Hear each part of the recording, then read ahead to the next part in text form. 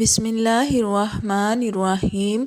پیاری بہنوں، آج میں تمہیں ایک ایسی حقیقت بتانے جا رہی ہوں جسے سن کر تمہارا دل کانپ اٹھے گا، تمہاری روح لرز جائے گی اور تم سوچنے پر مجبور ہو جاؤ گی کہ کہیں تم بھی ان بد نصیب عورتوں میں شامل تو نہیں۔ میں نے ایک ایسا بیان پڑھا کہ میرے رنگوٹے کھڑے ہو گئے، میرا دل تڑپ اٹھا اور آنکھوں سے آنسو بہنے لگے۔ میں چاہتی ہوں کہ تم بھی یہ سچ جان لو، کیونکہ وقت بہت کم ہے اور حقیقت بہت تلخ ہے۔ رمضان المبارک جیسے مقدس مہینے میں روزے رکھنا ہر مسلمان عورت پر فرض ہے، مگر افسوس کچھ عورتیں ایسی ہیں جن کا روزہ قبول ہی نہیں ہوتا۔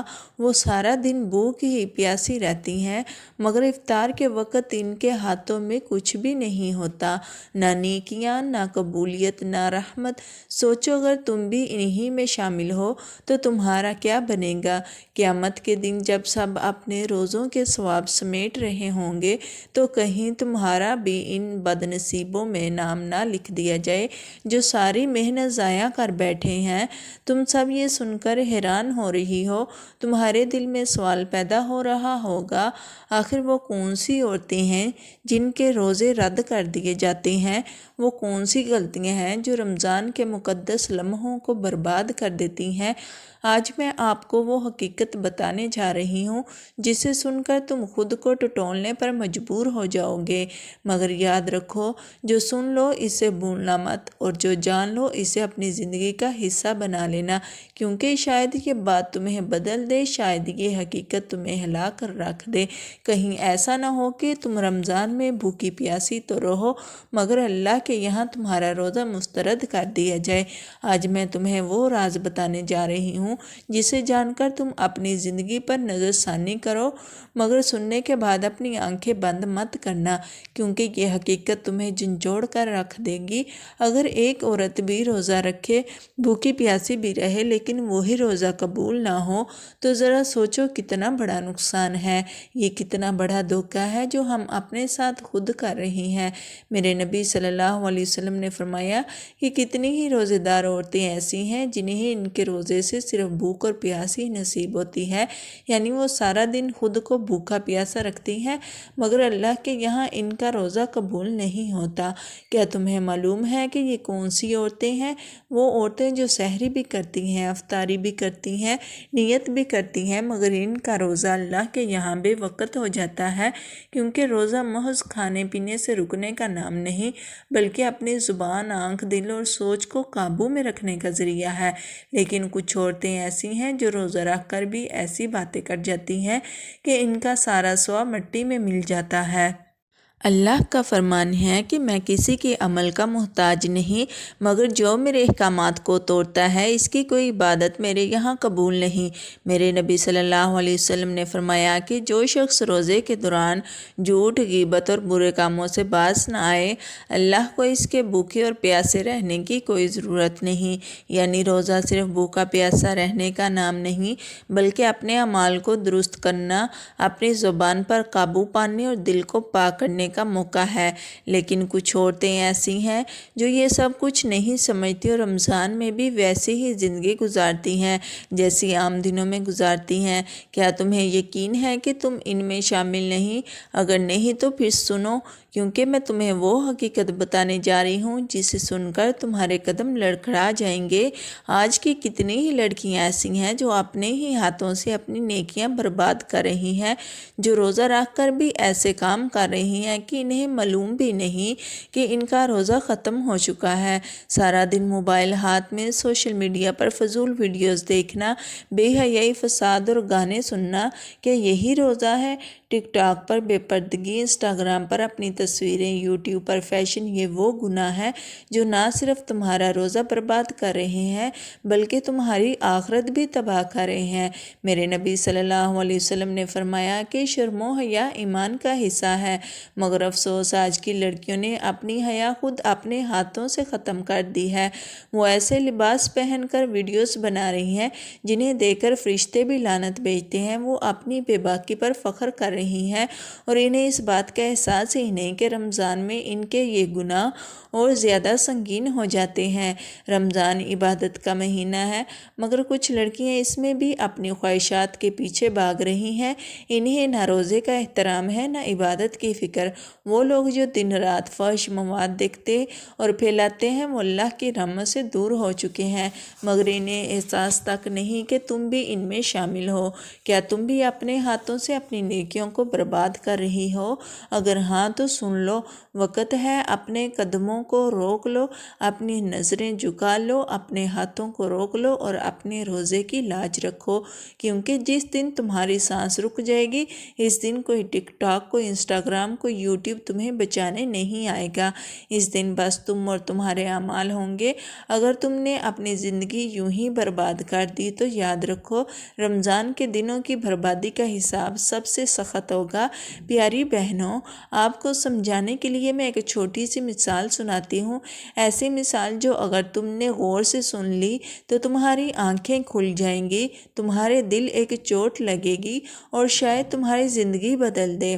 دنیا میں ہم سب کسی نہ کسی مقصد کے لیے بھاگ رہے ہیں، کوئی دولت کے پیچھے، کوئی شہرت کے پیچھے، کوئی دنیا کی خوشیوں میں کھویا ہوا ہے، مگر کیا ہم نے کبھی سوچا کہ جو چیز ہمیں سب سے زیادہ عزیز لگتی ہے وہی اگر ہمارے ہاتھ سے نکل جائے تو ہم کہاں کھڑے ہوں گے؟ ذرا تصور کرو، ایک بادشاہ تھا جس کے دربار میں سینکڑوں خادم تھے، ہر حکم پر سجدہ ریز ہونے والے، ہر اشارے پر دوڑنے والے، مگر ایک دن بادشاہ نے اعلان کیا کہ جو بھی اپنی وفاداری ثابت کرے گا اسے ایسا خزانہ دیا جائے گا جس کی مثال نہیں۔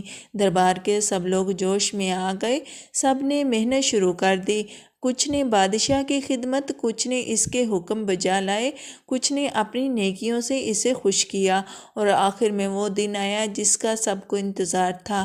بادشاہ نے سب کو دربار میں بلایا اور کہا کہ وہ انعام کا مستحق ہوگا جو آج میری فرما برداری پر قائم ہوگا۔ دربار میں ایک گروہ ایسا بھی تھا جو پورا وقت کھیل کود میں گزار رہا تھا، جنہوں نے بادشاہ کے وعدے کو مذاق سمجھا، جو وقت کی خوشیوں میں مست تھے، جو اس غلط فہمی میں تھے کہ آخر میں سب کو برابر ہی انعام ملے گا، مگر جیسے ہی بادشاہ نے اعلان کیا وہ حیران رہ گئے، کیونکہ خزانہ صرف انہی کو ملا جو وفادار رہے، جو آزمائش میں ثابت قدم رہے، جو بادشاہ کی مرضی کے مطابق چلے، جو کھیل کود میں لگے رہے۔ انہیں نہ صرف انعام سے محروم کر دیا گیا بلکہ دربار سے بھی نکال دیا گیا۔ پیاری بہنوں، سوچو ہم بھی ان لوگوں میں شامل تو نہیں؟ رمضان وہی بادشاہ کا دربار ہے اور انعام جنت ہے، لیکن اگر ہم بھی کھیل کود میں لگے رہے، سوشل میڈیا، گانے، بے حیائی اور گناہوں میں پڑے رہے تو کہیں ایسا نہ ہو کہ آخر دن جب سب کو انعام دیا جا رہا ہو ہم خالی ہاتھ کھڑے ہوں، کیونکہ جو لوگ اس دنیا کے فریب میں پڑ گئے ان کے لیے آخرت میں کچھ نہیں۔ اگر آج سمجھ گئے تو کامیاب ہو جاؤ گے، اور اگر آج بھی سوچنے کا وقت نہ نکالا تو کل پچھتاوے کے سوا کچھ نہ بچے گا۔ ذرا سوچو وہ کتنی بد نصیب عورت ہوگی جو روزہ رکھ کر بھی اللہ کے یہاں مرد و قرار پائے گی۔ وہ کون ہوگی جو سحری سے لے کر افطار تک بھوک پیاس تو برداشت کرے گی مگر بدلے میں صرف خسارہ پائے گی؟ کہیں تم بھی انہی عورتوں میں سے تو نہیں؟ کہیں تمہاری کوئی عادت تمہارے روزے کو برباد تو نہیں کر رہی؟ یاد رکھو رمضان محض ایک مہینہ نہیں بلکہ یہ بخشش کی گھڑیاں ہیں، یہ گناہوں کی معافی کا وقت ہے، مگر کچھ عورتیں ایسی ہیں جو اپنی کوتاہیوں، غفلتوں اور بدعمالیوں سے رمضان کے ان قیمتی لمحوں کو خود ہی برباد کر دیتی ہیں۔ وہ کون ہے؟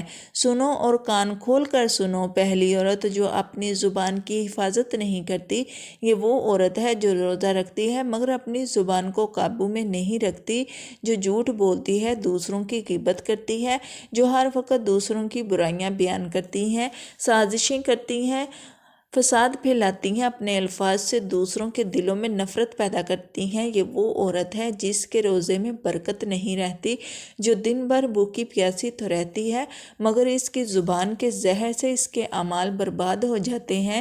میرے نبی صلی اللہ علیہ وسلم نے فرمایا، جو شخص روزے کی حالت میں جھوٹ بولے اور برے کاموں سے باز نہ آئے تو اللہ کو اس کے بھوکے اور پیاسے رہنے کی کوئی ضرورت نہیں۔ یعنی اگر تم روزہ رکھ کر بھی دوسروں کی عزت و اچھال رہی ہو، جھوٹ بول رہی ہو، دوسروں کے راز کھول رہی ہو، فتنے پھیلا رہی ہو، تو تمہارا روزہ اللہ کی بارگاہ میں رد کر دیا جاتا ہے۔